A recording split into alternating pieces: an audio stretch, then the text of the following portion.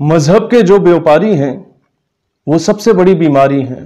وہ جن کے سوا سب کافر ہیں،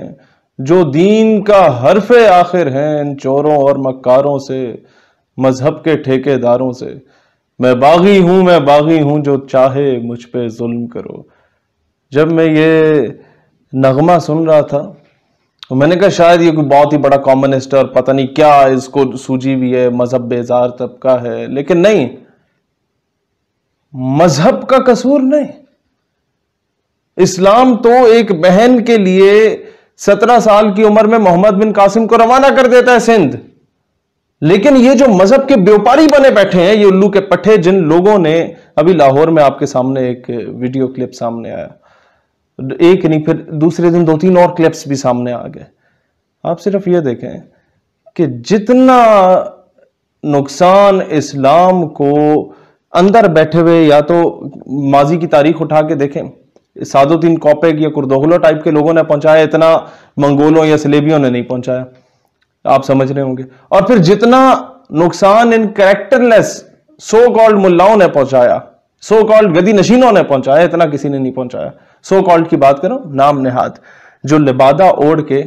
اور پھر اپنے آپ کو اس سانچے میں ڈھال کے کہ کوئی ان سے سوال نہ کر سکے، نہیں یار خیر مولوی صاحب ہے، کوئی مسئلہ نہیں۔ بھئی کیوں کوئی مسئلہ نہیں؟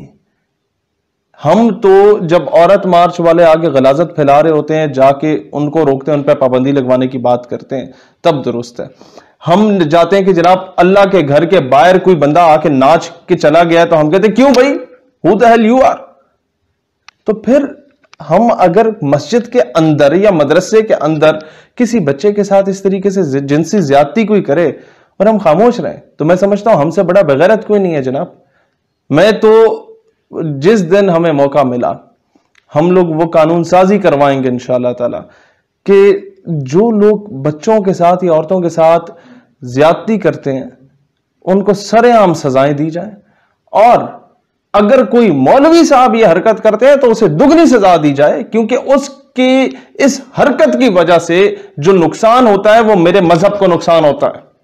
کہ لوگ نہیں جانتے کہ یہ 3rd کلاس آدمی کون ہے، لیکن کیونکہ اس کی داڑھی ہوتی ہے، سر پہ امامہ ہوتا ہے اور نام کے ساتھ علامہ، مولانا، پیر، فقیر، فلانا ڈھمکانا لکھا ہوتا ہے، اس وجہ سے لوگ اسلام کو مس انٹرپریٹ کرنے کی کوشش کرتے ہیں۔ ہم سے اکثر لوگ آ کے کہا کرتے تھے یہ مونچھیں رکھنے والوں کا کیا کام ہے جناب اسلام کی باتیں کرنا، یہ پینٹ شرٹ پہننے والوں کا جناب کیا کام ہے، یونیورسٹیوں کے پڑھے ہوئے لوگوں کا کیا کام ہے جناب؟ کیوں بھئی ٹھیکہ صرف کسی ایک طبقے نے لے کے رکھا ہوا ہے؟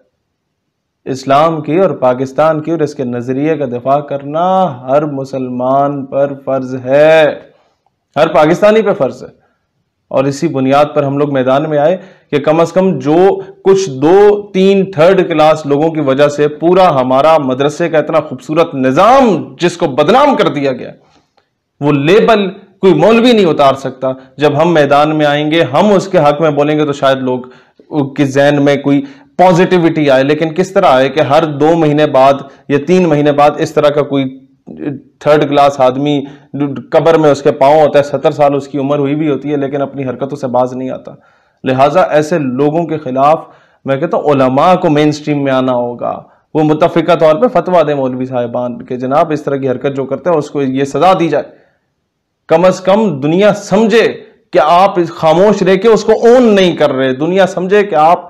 اس کا توجہ ہٹانے کے لیے یونیورسٹیز اور کالجز میں بھی تو ریپ ہوتے ہیں یہ نہیں بول رہے۔ بھائی میں سب سے زیادہ بولتا ہوں یونیورسٹیز میں، کالجز میں، اسکولز میں جو بے حیائی یا جو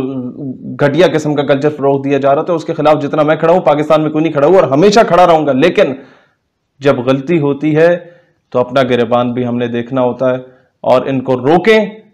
نہیں تو اس کا سارا کیچڑ ہمارے اپنے ہی اوپر آئے گا۔ پاکستان ہمیشہ زندہ باد۔